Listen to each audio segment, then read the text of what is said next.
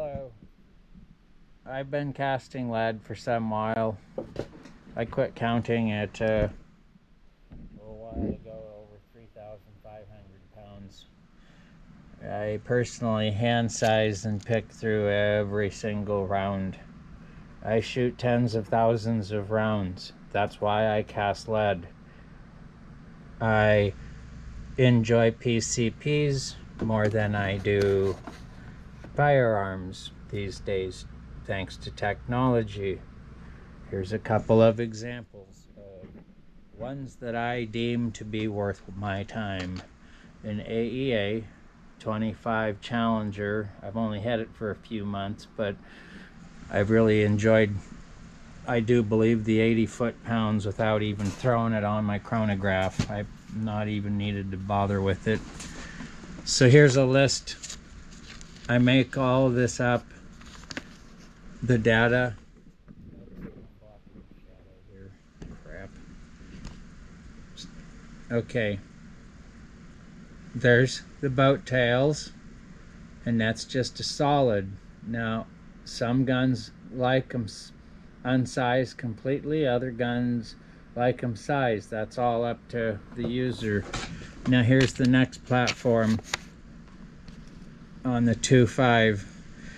These are 2.49s, but they drop more at, and apologize about my fumbling around. I've been trying to set this up for several days, and it's, anyhow, I'm not gonna cry about all that.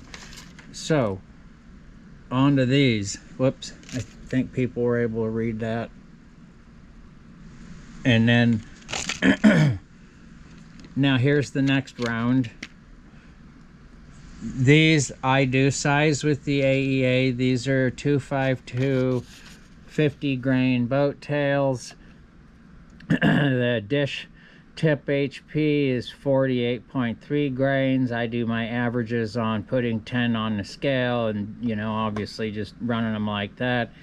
But every single one I inspect with my own hands while I'm sitting with a heat pad on and my tendonitis braces, because I'm not satisfied if it doesn't fly correctly, and that's my own problem and my own hang up and why I ever even started casting.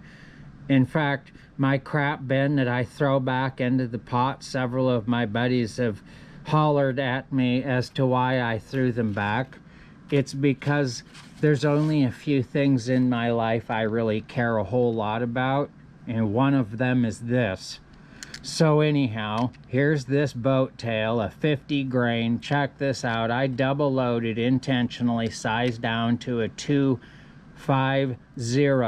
I double stacked intentionally 2 rounds with no magazine, of course, with their propensity to blow up. But that Challenger sent at almost 78 yards within 1 inch of each other. It threw the slug boat tail, which you can see has a very slight indentation in it, not much. Here's the other good news. They will go into a gauntlet.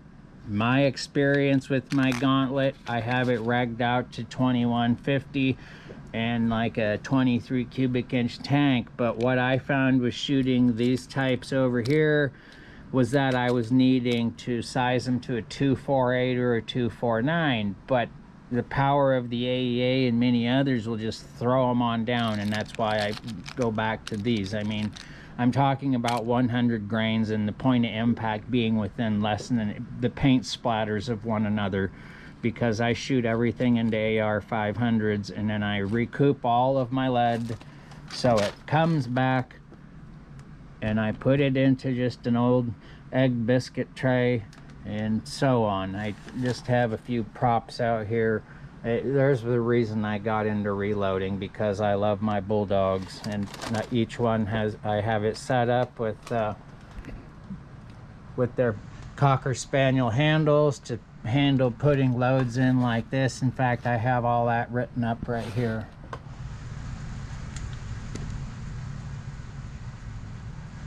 And now these are 174 grain, and that's a, I was able to hand load these into my AEA HP Max, and at about 65 to 75 yards, they were still vaporizing. And here's an example of one that they turn into wafers with my hammer spring. They turn into wafers like this, so it goes from 174 into a little wafer, and when you put it under a scope, they make flashes on impact on the AEA or on the ATN scopes. I've been up for too many hours trying to set this crap up.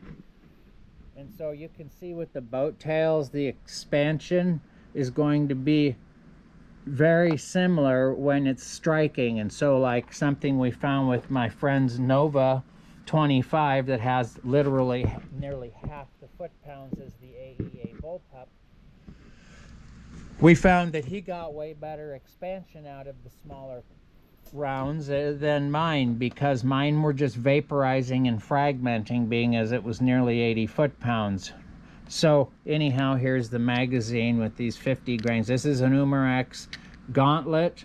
My understanding is the new gauntlets, the really nice ones that came out with the 4500 tanks, these will fit in there. As far as the magazines are interchangeable. Now you can see the back of the Challenger here. These are some of the ones that are still intact. Now, I know I'm not supposed to sidetrack, but I'm getting a little sick of this.